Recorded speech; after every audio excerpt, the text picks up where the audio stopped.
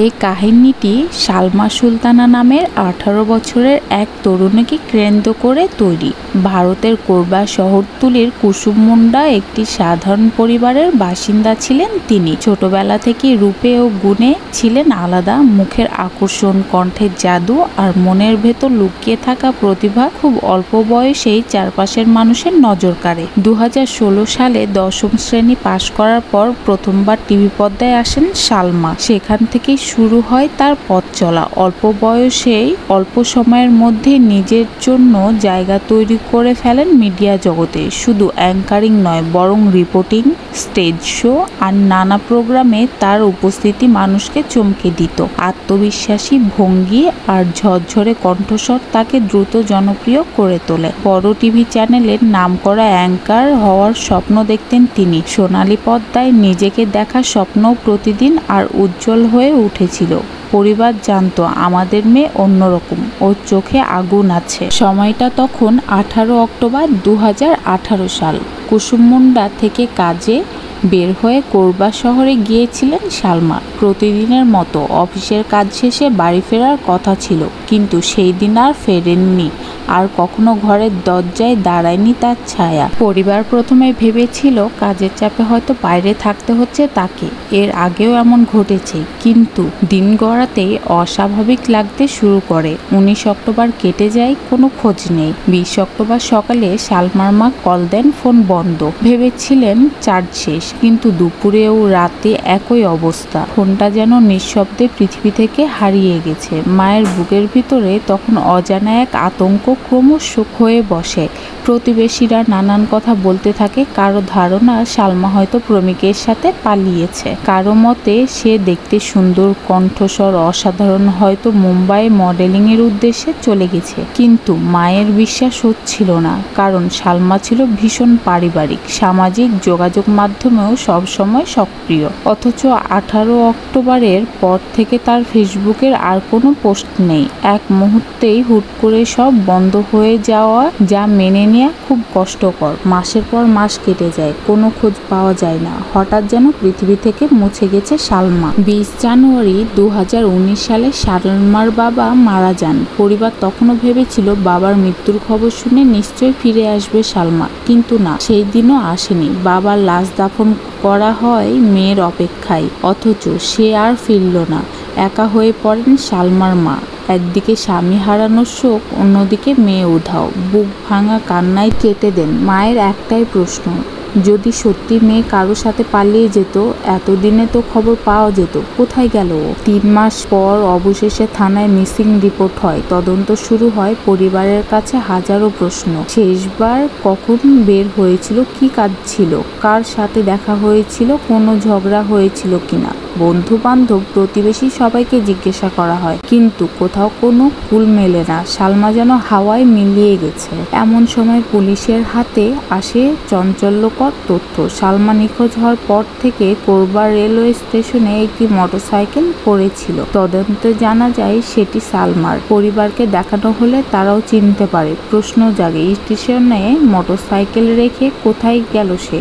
নিজের ইচ্ছাতে নাকি জোর করে টেনে নিয়ে যাওয়া হলো? সালমার মা প্রতিদিন থানায় ঘুরপাক খেতেন। রাতে অশ্রু ভেজা বালিশ মেয়ের নাম ধরে কাঁদতেন। প্রতিবেশীরা ধীরে ধীরে ভুলে গেল সালমাকে। তাদের ধারণা সে কারো সাথে পালিয়েছে আর ফিরবে না। ওপর মহল থেকেও কোনো চাপ এলো না। আশ্চর্যজনকভাবে সালমা নিজস্ব নিউজ চ্যানেলেও বিষয়টি নিয়ে একেবারে নীরব হয়ে গেল। শেষ পর্যন্ত পুলিশও তদন্ত বন্ধ করে দেয়। মা একাই হয়ে পড়েন, থাকেন অন্তহীন শূন্যতার মধ্যে। তার মনে একটাই প্রশ্ন, কোথায় গেল তার মেয়ে? সে কি সত্যি পালিয়েছে? এভাবে দিন গড়াতে গড়াতে কেটে যায় দীর্ঘ 5 বছর। সময় এসে দাঁড়ায় 2023 সালে। এতদিন সালমার নাম প্রায় সবার স্মৃতি থেকে মুছে গেছে। প্রতিবেশীরা ভুলে গেছে, বন্ধুরা ব্যস্ত হয়ে পড়েছে নিজের জীবনে। এমনকি পুলিশও ফাইলটা বন্ধ করে দিয়েছিল। কেবল একজনই ভিতরে ভিতরে মরতে মরতে বেঁচে আছেন, সালমার মা। তিনি প্রতিদিনই মনে মনে প্রার্থনা করতেন, হয়তো আজ খবর আসবে, হয়তো আজ ফিরে আসবে আমার মেয়ে। ঠিক তখনই শুরু হয় রাজস্থানে একটি বিশেষ অভিযান, অপারেশন মুস্কান। এর মূল উদ্দেশ্য ছিল বিগত কয়েক বছরে ঘটে যাওয়া নিখোঁজ কেসগুলো নতুন নতুন তদন্ত করা, ভুলে যাওয়া ফাইলগুলো আবার খুলে দেখা। এই সময় কোরবা থানায় কোরবা জেলায় নতুন এক পুলিশ সুপার নিয়োগ দেন।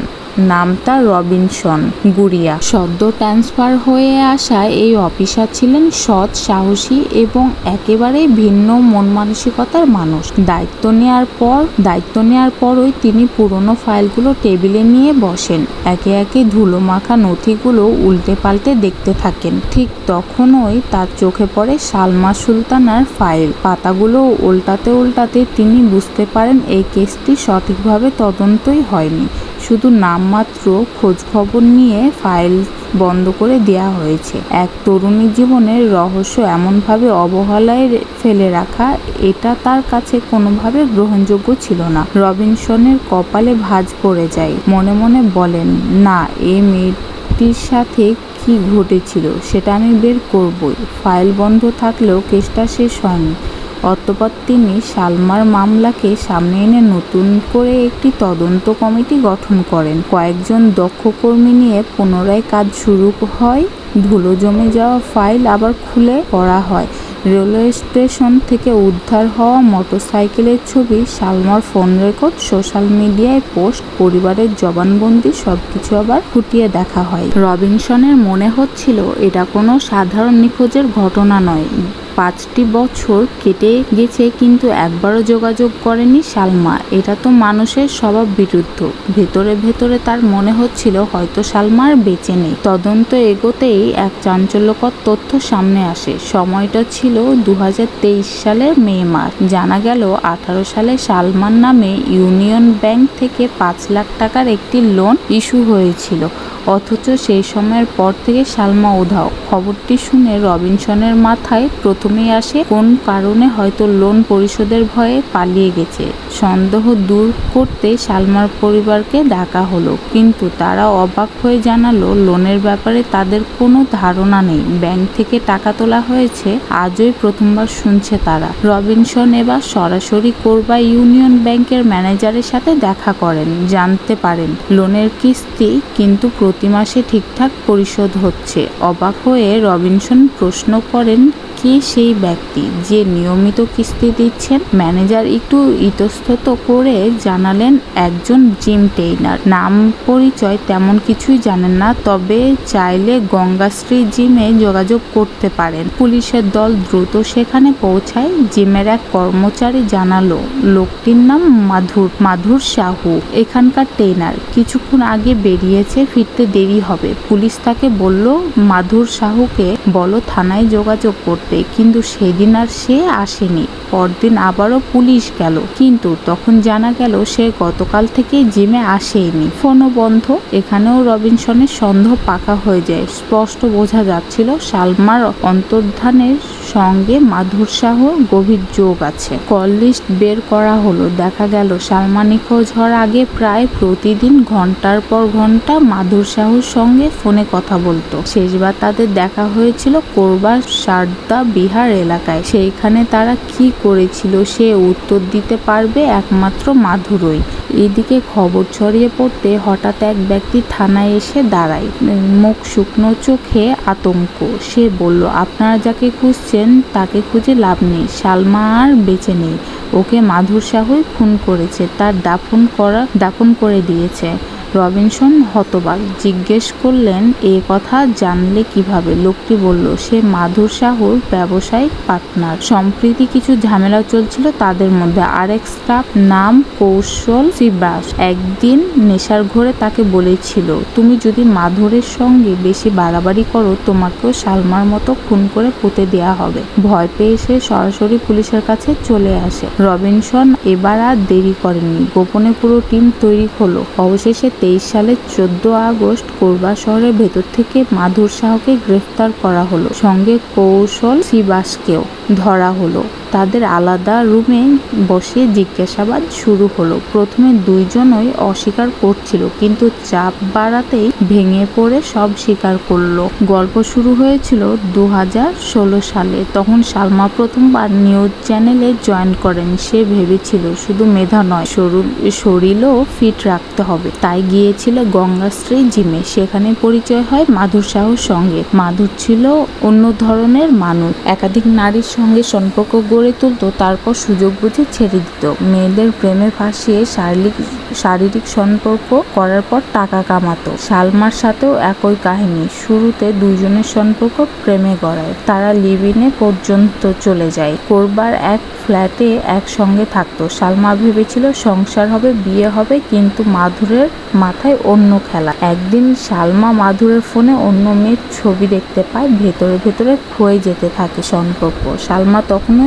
ভাঙতে চায়নি, কিন্তু মাধুর সবকিছু শেষ করতে চেয়েছিল। তার ভয় ছিল সালমা যদি মুখ খুলে সব ফাঁস হয়ে যাবে, কিন্তু সালমা ছিল রিপোর্টার, তার এক কথায় বড় কেলেঙ্কারিতে যেতে পারত। তখনই মাধুর ভয়ঙ্কর সিদ্ধান্ত নেয়, যেখানেই হোক সালমাকে সরাতে হবে। সময়টা ছিল 18 সালের 21 অক্টোবর। মাধুর আর কৌশল শিবাস মিলে সালমার ফ্ল্যাটে আসে। প্রতিদিনের মতো তর্কাতর্কি হচ্ছিল। সুযোগ নিয়ে তারা ঠান্ডা মাথায় সালমাকে হত্যা করে, চাদর দিয়ে মুখ চেপে নিস্তব্ধ করে দেয়। এরপর লাশ গাড়িতে তুলে ফ্ল্যাটের সব প্রমাণ মুছে ফেলা হলো। চালাকি করে সালমার মোটরসাইকেল রেল স্টেশনে ফেলে রেখে এলো তারা, যাতে সবাই ভাবে হয়তো ট্রেনে চড়ে মুম্বাই গেছে, কিন্তু আসল পরিকল্পনা ছিল আরো ভয়ঙ্কর। তারা লাশ নিয়ে গেল গোল্ডেন হাইওয়ের পাশে, যেখানে তখনও নতুন সড়ক নির্মাণ হয়নি। গভীর রাতে গর্ত করে লাশ পুঁতে দিল। তারপর রাতের আধারে চিরদিনের মতো মাটি চাপা পড়ে গেল সালমার স্বপ্ন, তার হাসি, তার জীবন। 5 বছর পর আদালতের নির্দেশে হাইওয়ের পাশে 30 মিটার ঘুরে উদ্ধার হলো কিছু কঙ্কাল, চুল আর জুতা। ডিএনএ পরীক্ষায় নিশ্চিত হলো এগুলো সালমারই। জিজ্ঞাসাবাদে মাধুর স্বীকার করে লোনও তারই কাজ। নতুন জিম খোলার জন্য সালমার নামে লোন তুলেছিল, আর যাতে কেউ সন্দেহ না করে তাই নিয়মিত কিস্তিও পরিশোধ করছিল। অবশেষে কাহিনী শেষ হলো কোর্টরুমে। চারপাশে নিস্তব্ধতা। জিম ট্রেনারের হাতে প্রাণ দেওয়া মেয়েটির জন্য বিচার দাবি করেছে সবাই। এখন মাধুর সাহু আর কৌশল শিবাসের ভাগ্য ঝুলছে আদালতের আদেশে। যাবজ্জীবন না ফাঁসি, কোনটা হবে সেই রায় আসতে বাকি।